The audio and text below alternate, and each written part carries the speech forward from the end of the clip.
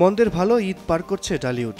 এবার ঈদুল ফিতরে মুক্তি পেয়েছে 11টি সিনেমা, যা নিকট অতীতে দেখা যায়নি। তবে প্রেক্ষাগৃহে সুবিধা করতে পারেনি অধিকাংশ সিনেমা, ফলে যা হওয়ার তাই। মুক্তির তৃতীয় দিনে নামিয়ে দেওয়া হয়েছে গ্রিন কার্ড আর আহারে জীবন সিনেমা দুটি, আর পঞ্চম দিনে সিনেপ্লেক্স থেকে নেমেছে মেঘনা কন্যা সিনেমাটি।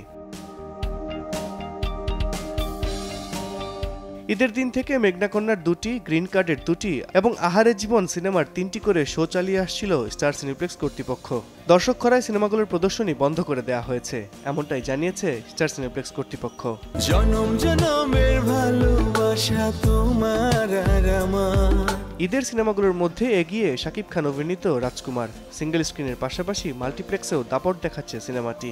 সিনেপ্লেক্সে 13টি শো পেয়েছিল সিনেমাটি, এখন চলছে 17টি শো। দর্শক চাহিদা থাকায় শো আরও বাড়তে পারে।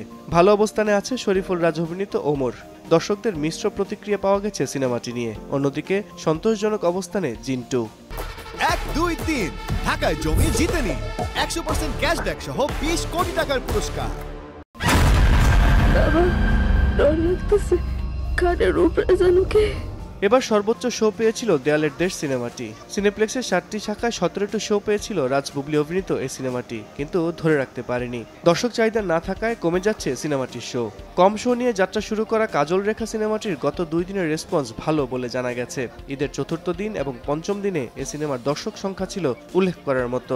সিনেমাটির দর্শক সংখ্যা আরও বাড়তে পারে বলে আশা করছেন নির্মাতা গিয়াসউদ্দিন সেলিম। এছাড়া মায়া দ্য লাভ, সোনার চর চলছে খুঁড়িয়ে খুঁড়িয়ে। দর্শক মহলের প্রশংসা পাওয়া লিপস্টিক সিনেমাটি আশা জাগাচ্ছে। দ্বিতীয় সপ্তাহে সিনেমাটির হল সংখ্যা বাড়তে পারে বলে জানা গেছে। তবে একসঙ্গে এতগুলো সিনেমার মুক্তির খেসারত দিচ্ছেন হল মালিকরা। হল মালিকদের ভাষ্য, ঈদে আরও কম সিনেমা মুক্তি পেলে ব্যবসা আরও বাড়ত। তবে এবার ঈদের প্রভাব আগামীতে পড়তে পারে। আল কাসির, সময় সংবাদ, ঢাকা।